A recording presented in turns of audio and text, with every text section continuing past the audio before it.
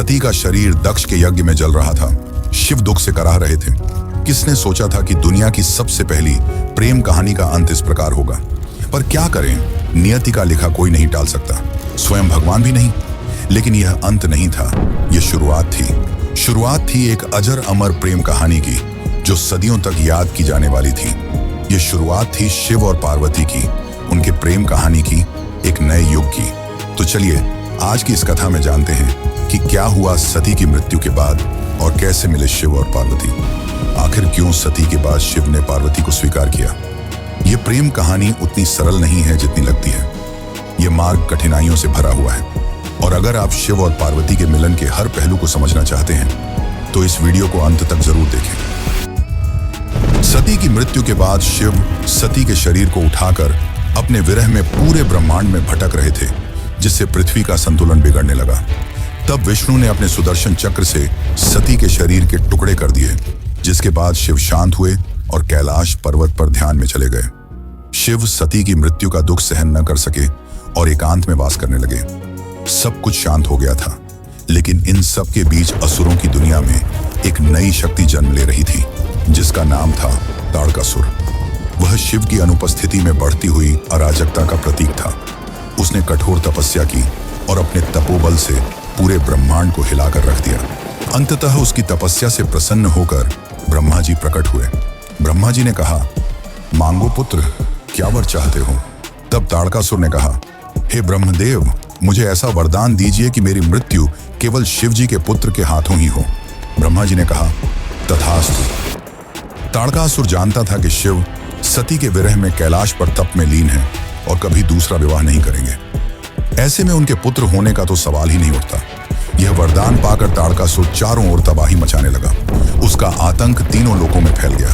देवताओं के आश्रम जल गए, यज्ञ नष्ट हो गए और स्वर्ग भी कांप उठा। तभी सभी देवता इंद्र सहित ब्रह्मा जी के पास पहुंचे और बोले, हे ब्रह्मदेव, यदि शिव न जागे तो सृष्टि नष्ट हो जाएगी। ब्रह्मा जी ने शांत और दुखी स्वर में कहा, उसकी मृत्यु शिव जी के पुत्र के द्वारा ही संभव है, और यह तभी हो सकता है जब शक्ति पुनः जन्म ले। तब देवताओं ने निर्णय लिया, शक्ति का पुनर्जन्म होना ही होगा, क्योंकि शिव और शक्ति के मिलन के बिना न सृष्टि चल सकती है, न संतुलन बन सकता है। यहीं से शुरू होती है असली कहानी, शिव और पार्वती के मिलन की कहानी। हिमालय की बर्फीली चोटियों के बीच, जहां नदियां रेशमी लहरों की तरह बहती हैं और हवा में शुद्धता की गंध घुली रहती है, वहां एक दिन धरती, आकाश और देवता सब एक पल को ठहर गए। राजा हिमवान और रानी मैना के घर एक दिव्य कन्या का जन्म हुआ। जब कन्या ने पहली बार आंखें खोली तो पूरा महल दिव्य आभा से भर गया। उनकी मुस्कान में करुणा थी और उनकी आंखों में अनंत ब्रह्मांड की गहराई, मानो स्वयं शक्ति स्वरूप हो। उस कन्या का नाम रखा गया पार्वती। समय के साथ वह कन्या बड़ी होने लगी। उसे बचपन से ही प्रकृति से गहरा लगाव था, फूलों से, जल से, पशु पक्षियों से और उस नीलकंठ देव से, जिनकी कहानियां अक्सर साधु संत गुनगुनाते थे। महादेव का वर्णन करता तब छोटी पार्वती की आंखें चमक उठती। उन्हें न जाने क्यों शिव की हर बात पर अपनापन महसूस होता था, जैसे आत्मा किसी अधूरे गीत को याद कर रही हो।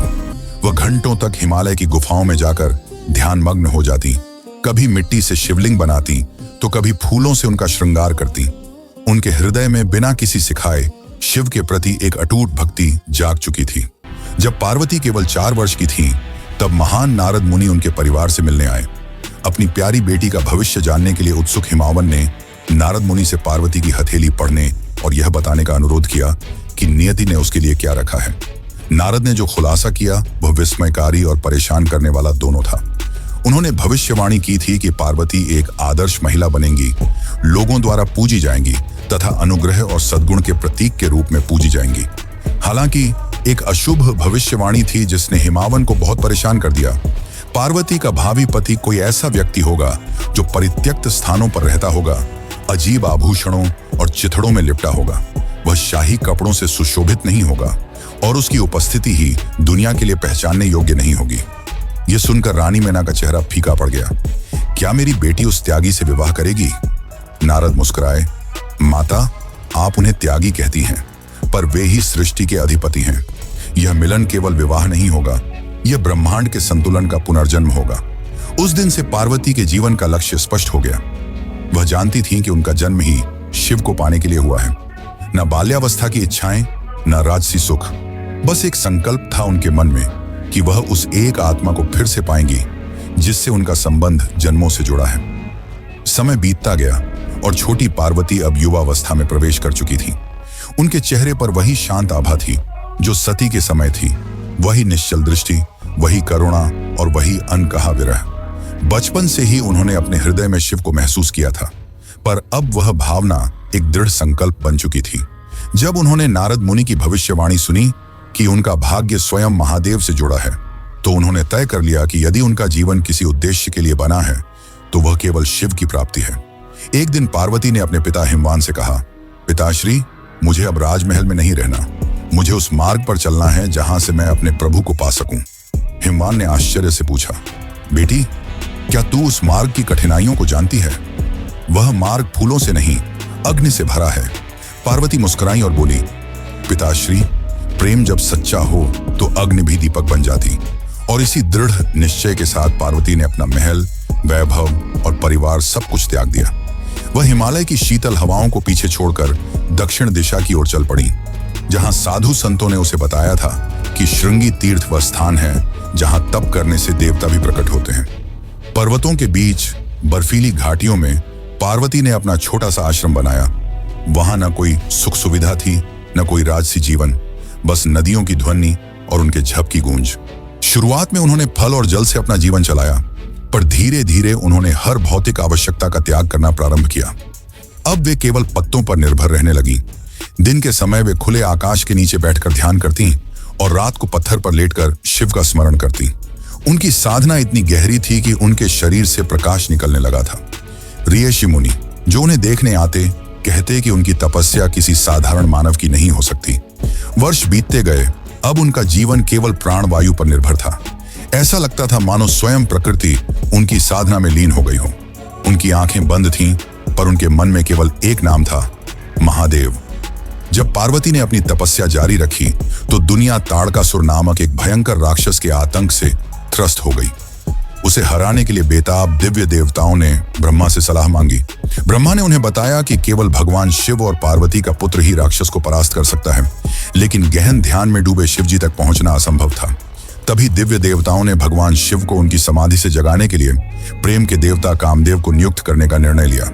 कामदेव ने अपनी इच्छा के तीरों से सुगंधित फूलों और मधुर संगीत के साथ आकर्षण का माहौल बनाकर भगवान शिव के ध्यान को बाधित करने का प्रयास किया। अपने सर्वोत्तम प्रयासों के बावजूद शिवजी अप्रभावित रहे तथा गहन ध्यान की अवस्था में लीन रहे। निराश होकर कामदेव ने शिवजी पर सीधे तीर चलाने का चरम कदम उठाया, जिससे वह अपनी समाधि से जाग गए। कई वर्षों में पहली बार भगवान शिव ने अपनी आंखें खोली और जैसे ही उन्हें घुसपैठ का एहसास हुआ, उन्होंने उग्र ऊर्जा की चमक में अपनी तीसरी आंख खोली और कामदेव को नष्ट कर दिया। उसी क्षण कामदेव की पत्नी रति भगवान शिव के चरणों में गिर पड़ी और अपने पति के जीवन की भीख मांगने लगी। शिवजी हालांकि कठोर थे, नरम पड़ गए और कामदेव को एक वरदान दिया, वह जीवित रहेंगे लेकिन बिना शरीर के। तब से कामदेव निराकार अस्तित्व में हैं। इन सब के बाद ब्रह्मा, विष्णु और सभी देव कैलाश पहुंचे। ब्रह्मा ने शिवजी से शांत स्वर में कहा, हे महादेव, शक्ति फिर से जन्म ले चुकी है। वही शक्ति जो आपको समर्पित है, वह तप में लीन है और उसका संकल्प पूरे ब्रह्मांड को जला सकता है। केवल आपका स्नेह ही उसकी अग्नि को शांति दे सकता है। शिव ने कुछ पल मौन रहकर उत्तर नहीं दिया, पर उनके भीतर कुछ हिल चुका था।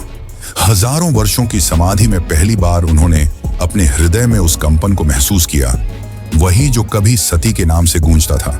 अब समय आ गया था शिव और पार्वती के मिलन का, पर यह इतना भी आसान नहीं था। अब पार्वती को अपना प्रेम साबित करना था। तो चलिए अब जानते हैं कि क्या हुआ जब शिवजी उनके सामने गए और कुछ ऐसा पूछा जिसने पार्वती को भी चकित कर दिया। लेकिन उससे पहले अगर आपको वीडियो अच्छी लग रही है तो इसे लाइक करके कमेंट में हर हर महादेव जरूर लिखें। श्रृंगी तीर्थ की गहरी घाटियों में जहां पार्वती अब भी तप में लीन थी, शिव अब जाग चुके थे। पर क्या वे पार्वती को तुरंत स्वीकार करेंगे? क्योंकि सती के जाने के बाद शिवजी दोबारा विवाह नहीं करना चाहते थे, परंतु देवताओं की विनती पर वो एक बार के लिए सोच में पड़ गए और उन्होंने पार्वती की परीक्षा लेने की सोची। वो एक साधु के रूप में पार्वती के सामने पधारे। पार्वती ध्यान में लीन थी।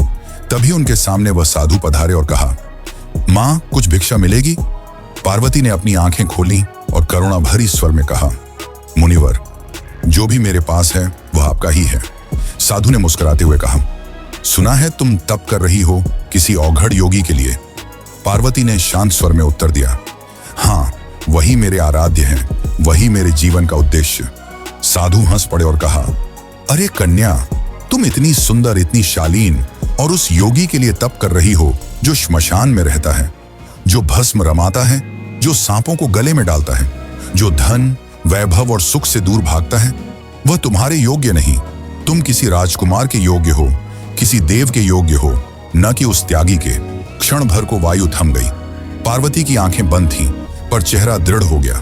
उन्होंने धीरे से उत्तर दिया, मुनिवर, आप उस औघड़ को नहीं जाना। वही मृत्यु से परे है, वही सृष्टि का आरंभ है।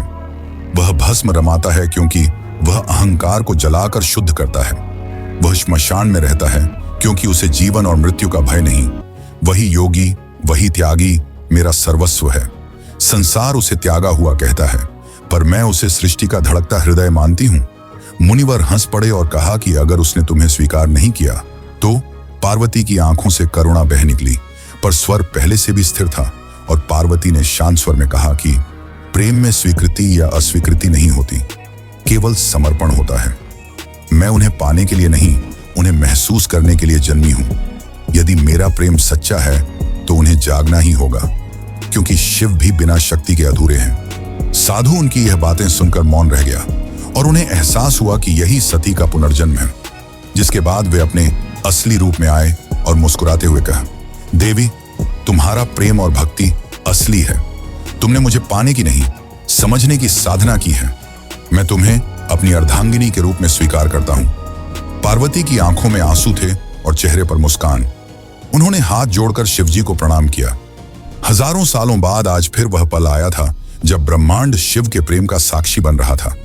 लेकिन अब भी इस कहानी का आखिरी पड़ाव बाकी है, और वो है शिव और पार्वती का विवाह। श्रृंगी तीर्थ की वह कथा अब पूरे ब्रह्मांड में फैल चुकी थी। हर लोक में यह चर्चा थी कि हिमवान की पुत्री पार्वती ने अपने तप से स्वयं महादेव को प्रसन्न कर लिया है। देवता प्रसन्न थे और दिशाएं भी गूंज उठी थीं कि शक्ति फिर से शिव के पास लौट आई है। जब यह समाचार हिमालय पहुंचा तो वहां उत्सव जैसा माहौल था, पर इस आनंद के बीच एक चेहरा चिंतित था, राजा हिमावन का। रानी मैना बोली, स्वामी, हमारी बेटी को वह प्राप्त हुआ जिसे पाने के लिए वह कई वर्षों से तप कर रही थी, तो अब तो सब कुछ शुभ ही होगा। हिमावन ने गहरी सांस ली। उनकी आंखों में चिंता थी। मैना, मैं प्रसन्न हूं, पर मन में एक भय भी है। जिस महादेव को सृष्टि विनाशक कहती है, जो भस्म रमाते हैं, जो श्मशान में रहते हैं, क्या वे हमारी कोमल कन्या के योग्य होंगे? क्या वह गृहस्थ जीवन निभा पाएंगे? हवा में मौन छा गया। हिमालय की बर्फीली चोटियां भी मानो उनकी चिंता को सुन रही थीं। वे पिता थे और पिता का हृदय प्रेम से भरा होता है, पर उसमें डर भी होता है। उसी समय महल में एक तेजस्वी ऋषि का आगमन हुआ, ऋषि वशिष्ठ। उनके साथ कुछ देवगण भी थे, ब्रह्मा, विष्णु और कुबेर। पूरा महल उनकी आभा से आलोकित हो उठा। हिमावन ने चरणों में प्रणाम किया। स्वागत है महर्षि, किस कारण आप पधारे हैं? वशिष्ठ ने मुस्कुराते हुए कहा, राजन, हमें पता चला है कि आप अपनी पुत्री के विवाह को लेकर चिंतित हैं, पर जान लीजिए, यह कोई सामान्य विवाह नहीं, यह ब्रह्मांडीय संयोग है। यह मिलन केवल दो आत्माओं का नहीं, बल्कि सृष्टि के दो मूल तत्वों का संगम है, शिव और शक्ति का पुनर्मिलन। हिमावन ने धीमे स्वर में कहा, महर्षि, मैं जानता हूं कि महादेव सृष्टि के स्वामी हैं, पर उनका जीवन तपस्या में बीतता है। क्या ऐसी विरक्ति मेरी पुत्री के लिए उपयुक्त होंगे? ब्रह्मा ने आगे बढ़कर कहा, राजन, शिव का त्याग ही उनकी महिमा है। जो सब कुछ छोड़कर भी सबका रक्षक है, वही सच्चा स्वामी है। वह भस्म नहीं रमाते, वह मोह को जलाते हैं। वे श्मशान में नहीं रहते, वे मृत्यु पर विजय का प्रतीक हैं। तुम अपनी चिंता छोड़ो, क्योंकि यह विवाह स्वयं नियति ने लिखा है। विष्णु ने मुस्कुराते हुए कहा, राजा हिमावन, याद रखो, जब शिव और शक्ति एक होते हैं तभी ब्रह्मांड संतुलित होता है। उनके मिलन से ही तारकासुर का अंत संभव होगा और सृष्टि पुनः अपने मार्ग पर लौटेगी। कुबेर ने आगे कहा, और यदि तुम्हें चिंता है कि तुम्हारी पुत्री किसी निर्धन से विवाह कर रही है, तो जान लो, शिव ही मेरे स्वामी हैं, जिनके नाम से संपत्ति का अर्थ भी पवित्र हो जाता है। वे त्याग में भी संपूर्ण हैं और तप में भी राजसी। जब वे चाहें तो समस्त ब्रह्मांड उनके चरणों में रख सकता हूं। राजा हिमावन मौन खड़े रहे। उनकी आंखों में अब भय नहीं, श्रद्धा थी। उन्होंने धीरे से कहा, तो यह निश्चय है, यह विवाह केवल मेरी पुत्री का नहीं, सृष्टि की स्थिरता का है। वशिष्ठ ने सिर झुकाकर कहा, बिल्कुल, और इस विवाह का शुभ मुहूर्त भी तय हो चुका है। जिस दिन रोहिणी नक्षत्र और बुध एक साथ मिलेंगे, उसी दिन यह ब्रह्मांडीय युगल एक होगा।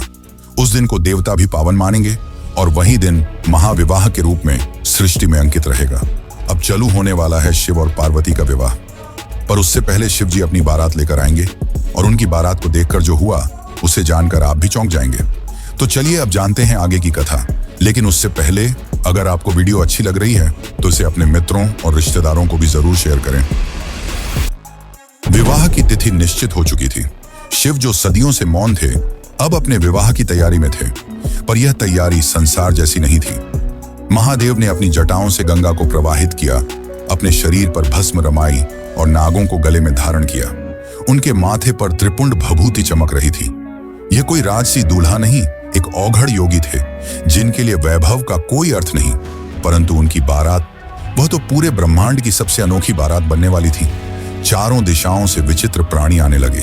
कोई भूत था, कोई प्रेत, कोई योगी, कोई सिद्ध, कोई नग्न था, कोई राख से ढका, कोई डमरू बजा रहा था तो कोई चिल्ला रहा था, हर हर महादेव। गंधर्वों के गीतों में अघोरियों के नृत्य घुल गए थे। शंख, डमरू, मृदंग और तांडव की ध्वनियां मिलकर एक अकल्पनीय लय बना रही थी। स्वयं विष्णु और ब्रह्मा बारात में सम्मिलित हुए। यह एक ऐसी बारात थी जिसमें देवता भी थे और दानव भी, क्योंकि शिव सबके हैं, किसी वर्ग के नहीं। बारात जब हिमालय की ओर चली तो आकाश रंगों से भर गया। पुष्पों की वर्षा हो रही थी, पर्वत झूम रहे थे और चारों ओर केवल एक ही नाम, बोलो बम बम भोले। लेकिन जैसे ही यह अनोखी बारात हिमावन के महल के समीप पहुंची, वहां का दृश्य कुछ और था। महल में मंगल गीत गूंज रहे थे, स्त्रियां आरती की थाल सजाए खड़ी थी, पर जब उन्होंने शिव की बारात देखी, उनके चेहरों से रंग उड़ गए। भस्म रमाए भूत, कंकालों की माला पहने प्रेत और विचित्र रूपों वाले योगी। यह दृश्य भयावह था।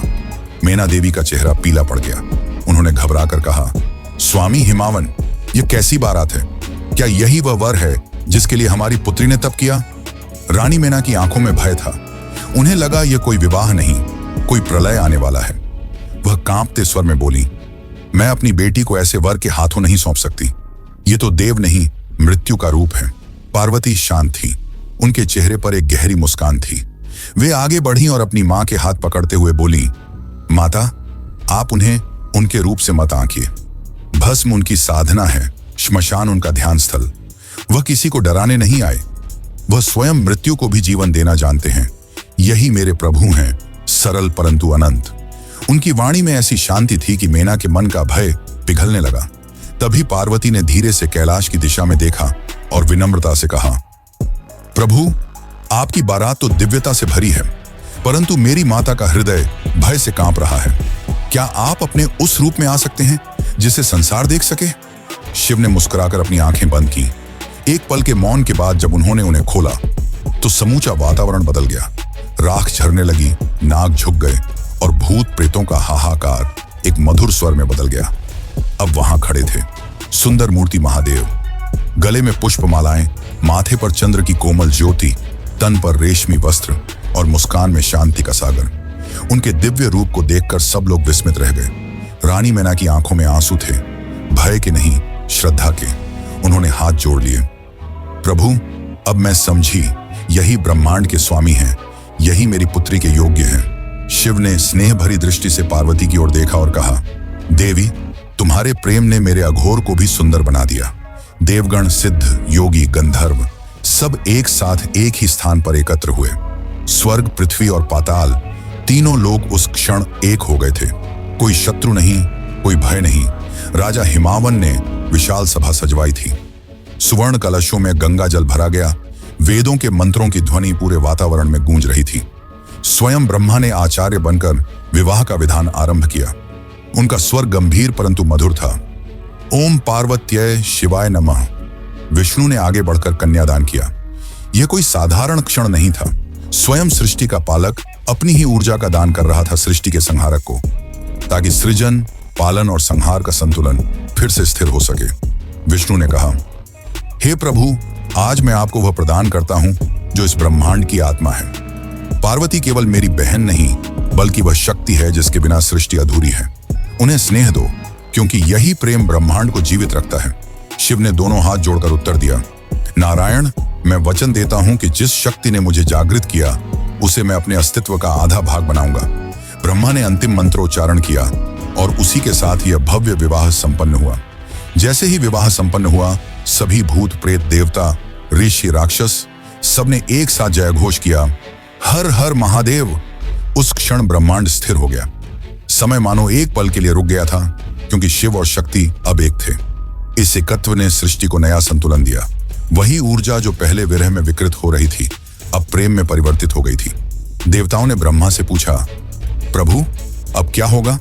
ब्रह्मा मुस्कुराए, अब ब्रह्मांड फिर से अपना मार्ग पाएगा।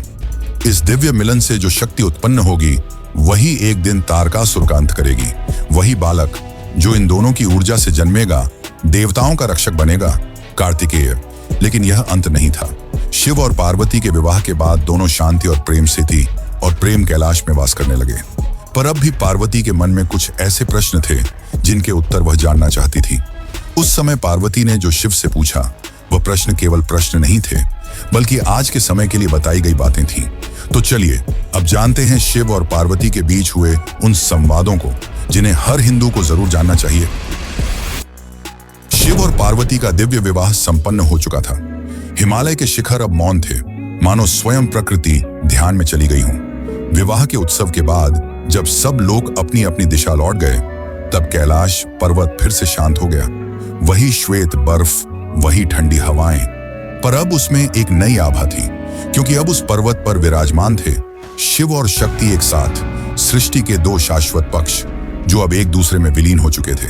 रात्रि का समय था। चंद्रमा अपनी कोमल रोशनी से कैलाश की चोटियों को नहला रहा था। पार्वती शिव के समीप बैठी थी। कुछ क्षण मौन रहा, वह मौन जो शब्दों से भी गहरा था। फिर पार्वती ने धीरे से पूछा, प्रभु, यह सब जो हुआ, मेरा जन्म, मेरी तपस्या, हमारा मिलन, क्या यह सब नियति थी या आपने ही इसे रचा? शिव मुस्कुराए। उनकी आंखों में वह करुणा थी जो केवल सृष्टिकर्ता में होती है। उन्होंने कहा, देवी, सृष्टि में कुछ भी आकस्मिक नहीं होता। जो बीज ब्रह्मांड में बोया जाता है, वह समय आने पर फलता ही है। सती का देह त्याग, तुम्हारा पुनर्जन्म, तुम्हारी तपस्या, यह सब पूर्व नियोजित था। ये मेरी नहीं, हमारी लीला थी, क्योंकि शक्ति के बिना शिव निस्तेज हैं और शिव के बिना शक्ति दिशाहीन। पार्वती ने विस्मय से देखा, तो क्या यह सब ब्रह्मांड की योजना थी? शिव बोले, हाँ, क्योंकि सृष्टि का चक्र तभी चलता है जब प्रेम और ज्ञान साथ हो। तुम प्रेम की ज्योति हो और मैं ज्ञान का शून्य। जब प्रेम ज्ञान से मिलता है, तभी सृष्टि उत्पन्न होती है। यही रहस्य ब्रह्मांड का हृदय है। वह उठे और आकाश की ओर देखते हुए बोले, देखो देवी, ये तारे, ये ग्रह, ये तत्व सब एक ही ऊर्जा से बने हैं, जो शक्ति है। पर उन्हें संचालित करने वाला जो मौन है, वह शिव है। दोनों के बिना कोई अस्तित्व नहीं। जो इसे समझ लेता है, वही मुक्त होता है। पार्वती ने विनम्रता से कहा, प्रभु, तो क्या यही कारण है कि आप मृत्यु में निवास करते हैं और मैं जीवन में? शिव ने धीरे से मुस्कुराते हुए उत्तर दिया, हाँ, क्योंकि मृत्यु और जीवन दो नहीं है, एक ही सत्य के दो रूप हैं। एक अंत का अनुभव करता है, दूसरा आरंभ का।